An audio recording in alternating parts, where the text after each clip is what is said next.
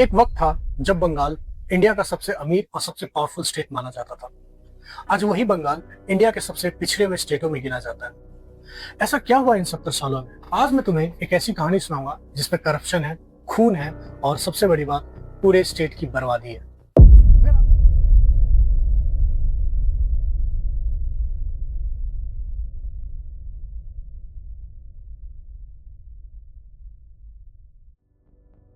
अगर आप सोचते हो कि वेस्ट बंगाल सिर्फ दुर्गा पूजा, रविंद्रनाथ टैगोर और रसगुल्ला का स्टेट है, तो आप गलत हो।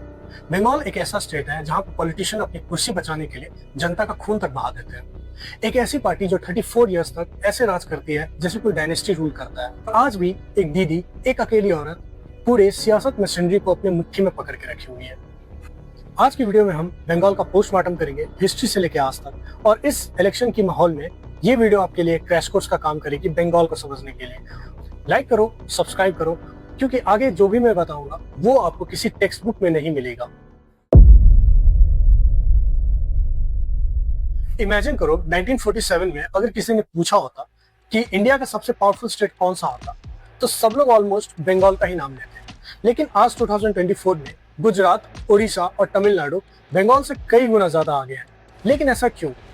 जवाब सुनोगे तो हैरान हो जाओगे। बात करते हैं हिस्ट्री की। कलकत्ता, यह शहर ब्रिटिश इंडिया का कैपिटल हुआ करता था। यहाँ इंडिया की पहली रेलवे थी, पहली यूनिवर्सिटी थी और पहली इंडस्ट्री भी थी। बंगाल का जीडीपी शेयर पूरे इंडिया का सबसे टॉप शेयर्स में आता था। फिर 1947 में ऐसा हुआ क्या? The partition of India. Bengal को दो टुकड़ों में बांटा गया। ईस्ट बंगाल गया पाकिस्तान के पास, जो कि बाद में बांग्लादेश बना, और वेस्ट बंगाल के पास बची टूटी हुई इकोनॉमी, लैक्स ऑफ रिफ्यूजी और एक ऐसा पॉलिटिकल वैक्यूम जिसे कम्युनिस्ट पार्टी ऑफ इंडिया ने तुरंत ही भर दिया। 1977 में CPM means communist party of India ने वेस्ट बंगाल का सत्ता संभाला और 34 इयर्स तक इन्होंने वहां पर रूल किया। और ये किसी भी डेमोक्रेटिकली इलेक्टेड कम्युनिस्ट पार्टी का सबसे लंबा टेन्योर है पूरे वर्ल्ड वाइड में।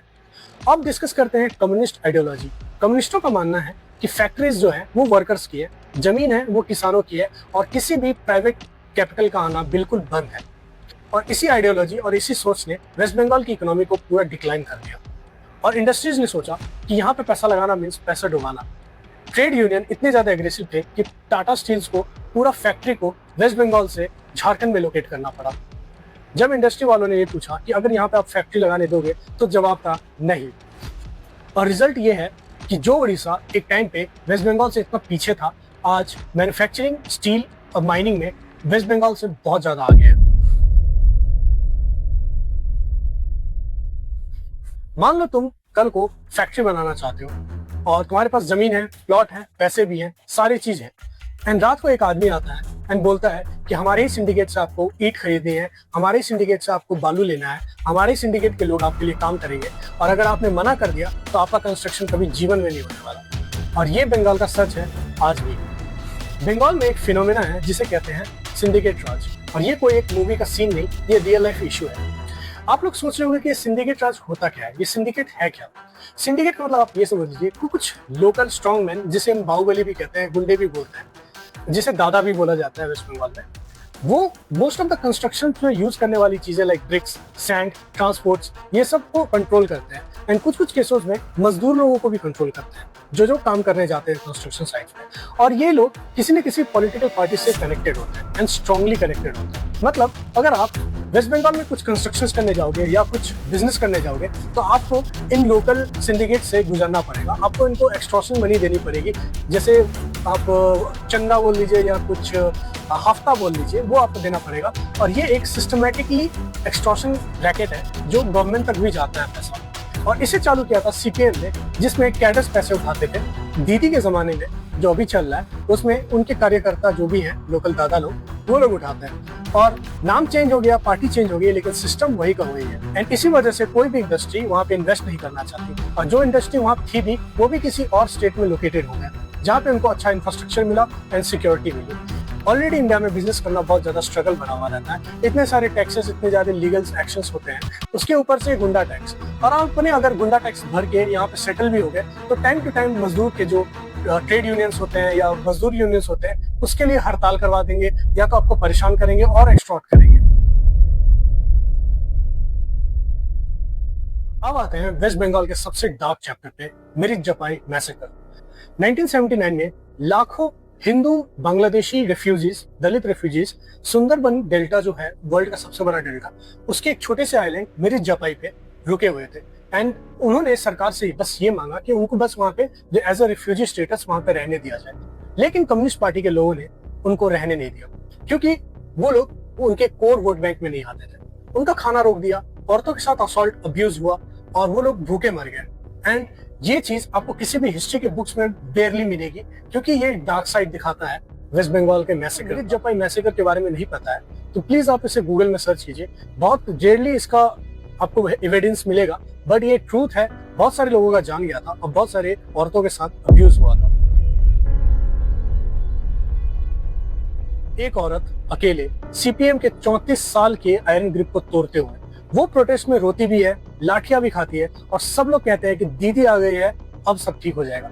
और दीदी आई भी, लेकिन क्या सब सही हुआ? ममता बनर्जी एक फिनोमिनल पॉलिटिकल स्टोरी है। वो सीपीएम के जमाने में कांग्रेस की फाइटर हुआ करती थी। उन्होंने ग्रास रूट लेवल में जाके काम किया, गांव-गांव में जाके काम किया, गांव-गांव में जाके धरना प्रदर्शन की और उनको हीरो बनाने के लिए 2 इवेंट है, सिंगूर और नंदीग्राम। सिंगूर में टाटा नैनो का प्लांट डलना था। सीपीएम के कम्युनिस्टों ने जमीन को एक्वायर करके रखा हुआ था और ममता बनर्जी गई वहां पे प्रोटेस्ट की, बोले हम हमारी जमीन नहीं देंगे और टाटा को मजबूरन गुजरात जाना पड़ा। नंदीग्राम में सेल्स के लिए जमीन एक्वायर करनी थी और सीपीएम ने जबरदस्ती वहां पे कब्जा करके रखा था और जितने भी फार्मर्स थे उन पे गोली चली थी उस टाइम पे। तृणमूल कांग्रेस वहां पहुंची, धरना प्रदर्शन किया और वहां पे मोर्चा गाड़ दिया। एंड 2011 में वो हुआ जिसे किसी ने एक्सपेक्ट नहीं किया था। 34 साल का लेगेसी, 34 साल का आयरन ग्रिप सीपीएम का ममता बनर्जी ने उखाड़ फेंका बंगाल से और सब लोगों ने सोचा कि एक नई सुबह की आगाज होगी, लेकिन जो वेस्ट बंगाल में हुआ वो सीपीएम से और भी ज्यादा बुरा था। टीएमसी के आने के बाद सीपीएम से एक स्टेप आगे ही बढ़ गया। टीएमसी ने बूथ कैप्चरिंग फिर से चालू कर दी। सिंडिकेट राज जो बरसों से चल रहा था उसे और भी ज्यादा पॉलिश करके चलाने लगे और सबसे खतरनाक बात यह है, जो ऑपोजिशन पार्टी को सीपीएम के टाइम पे सताया जाता था उससे भी एक स्टेप आगे अब तो डायरेक्ट मर्डर होने लगा ऑपोजिशन पार्टी के वर्कर्स का। इंडस्ट्रीज को वैसे ही इग्नोर किया गया जैसे सीपीएम में किया गया था और इंफ्रास्ट्रक्चर को भी वैसे ही इग्नोर किया गया। ममता बनर्जी एक पावरफुल लीडर है, लेकिन उनका जो गवर्नेंस है वो पावर में रिटेंशन लाने के लिए है, ना कि लोगों की भलाई करने के लिए। एंड यही बंगाल की सबसे बड़ी ट्रेजेडी है। वेस्ट बंगाल और बांग्लादेश 2217 किलोमीटर का बॉर्डर शेयर करता है एक दूसरे के साथ और ये बॉर्डर सबसे लीनियंट और पोरेस्ट बॉर्डर है अमंग वर्ल्ड में सबसे ज्यादा। और जो ये इलीगल इमिग्रेशन जो केसेस हैं वो सीपीएम के टाइम से लेकर टीएमसी के टाइम तक बढ़ते ही आ रहे हैं और इन पॉलिटिकल पार्टीज के लिए ये नेशनल सिक्योरिटी का कंसर्न छोड़ के ये इनमें वोट बैंक देखते हैं।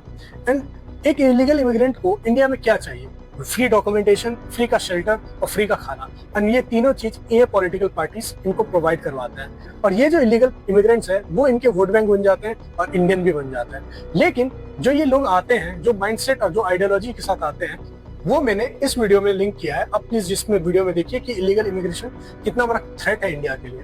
कम्युनल वायलेंस वेस्ट बंगाल में बढ़ते ही जा रहे हैं। सीपीएम के टाइम से टीएमसी के टाइम तक बहुत ज्यादा और बढ़े हैं क्योंकि एक स्पेसिफिक कम्युनिटी का डेमोग्राफ चेंज हुआ है एंड वो लोग कुछ ज्यादा ही रेडिकलाइज्ड हैं।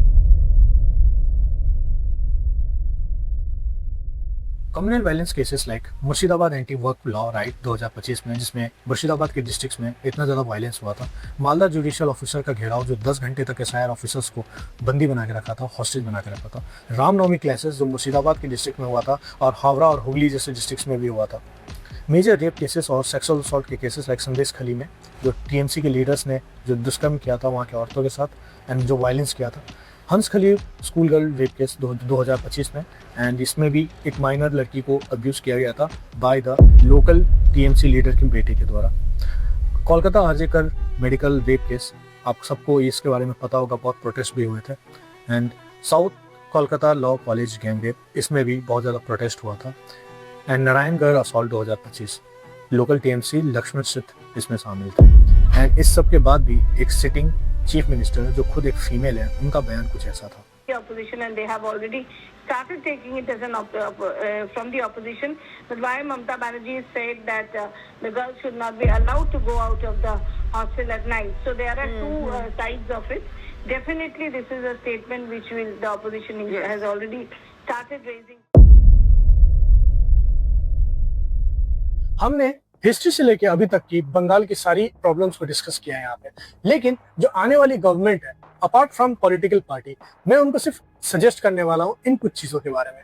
पहली चीज ये है कि जो कैडर है, जो पार्टी के, जो भी पॉलिटिकल पार्टी के जो भी लोग हैं, उनको सिविल वर्क में इंटरफेयर करना बंद करना होगा एंड प्रशासन यानी जो इंफ्रास्ट्रक्चर, जो सिस्टम है, उसको इंडिपेंडेंटली काम करने दीजिए आप लोग, apart from appeasement and apart from the political like what bank के चक्कर में। दूसरी चीज है, सिंडिकेट कल्चर खत्म करना पड़ेगा, आपको इंडिपेंडेंट बनाना पड़ेगा, क्योंकि इंफ्रास्ट्रक्चर बिल्ड ही नहीं होगा, क्योंकि इंफ्रास्ट्रक्चर ये लोग बनने ही नहीं देंगे। तीसरी चीज है long term economic vision. Long term economic vision एक स्टेट के लिए बहुत ज्यादा इंपॉर्टेंट होता है, क्योंकि अगर कोई भी स्टेट 10 साल 15 साल का विजन लेकर नहीं चलता है तो उसकी इकोनॉमी खत्म होने ही वाली होती है। बंगाल के पास इतनी सारी पोर्टवेज हैं, इतनी सारी इकोनॉमी का चांस है, इतने सारे वो इंफ्रास्ट्रक्चर बिल्ड करके वहाँ की इकोनॉमी को बूस्ट कर सकते हैं।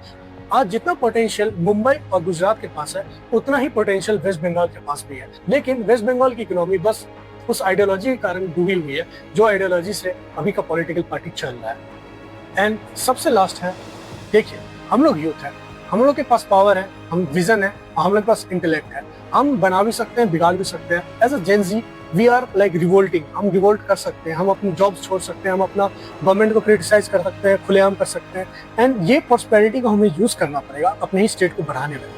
एंड सरकार के खिलाफ आवाज उठाइए, apart from your religious thinking, आपकी आइडियोलॉजी क्या है, आप अपने स्टेट के बारे में सोचिए, क्योंकि जब स्टेट ही नहीं रहेगा तो आपका रिलीजन भी नहीं रहेगा। एंड ये मैं खोल के बोल सकता हूँ, अपार्ट फ्रॉम योर रिलीजन, आप अपने रिलीजन की कितने भी कट्टर से कट्टर, रेडिकल से रेडिकल जगह देख लीजिए, वो बर्बाद ही हुई है, वहाँ पे अनरेस्ट ही रहा है। इसलिए जो ये पॉलिटिकल है, पॉलिटिक्स और रिलीजन का जो खेल चलता है वेस्ट बंगाल में, उसे हटाना पड़ेगा। बंगाल की जनता बहुत टैलेंटेड है, रविंद्रनाथ टैगोर से लेके अमृता सेन तक। इंटेलेक्ट की कमी नहीं है, और कमी है तो बस सिस्टम की, पावर की और एक सही लीडरशिप की। So friends, thank you for watching. And मुझे ऐसा लगता है कि आपको ये वीडियो बहुत ज़्यादा समझ में आया होगा, आपको कुछ कुछ नई नई चीज़ें इसमें समझ में आई होगी, एंड आपको ये थोड़ा सा भी वैल्यू ऐड करता है आपकी लाइफ में, तो प्लीज़ मुझे सब्सक्राइब करें। मैं एक नया क्रिएटर हूँ एंड मैं बहुत ज़्यादा रैशनल होकर एंड बहुत ज़्यादा न्यूट्रल होकर कॉन्टेंट बनाने का ट्राई करूँगा। एंड प्लीज़ मुझे लाइक करें, सब्सक्राइब करें, एंड मुझे इंस्टाग्राम पर फॉलो भी कर सकते हैं। वहाँ पर मैं इन शॉर्ट बहुत क्विक लाइक न्यूज़ देता हूँ, अपडेट देता हूँ, एक पर्सपेक्टिव रखता हूँ, अपना ओपिनियन रखता हूँ। अगर आपको ओपिनियन अच्छा लगा तो आप प्लीज़ मुझे फॉलो करें। कमेंट में बताओ कि आपकी क्या राय है, आपका क्या टेक है वेस्ट बंगाल इलेक्शन में, एंड आपको क्या लगता है कि कौन जीतने वाला है। Thank you again for watching. नमस्ते, जय हिंद।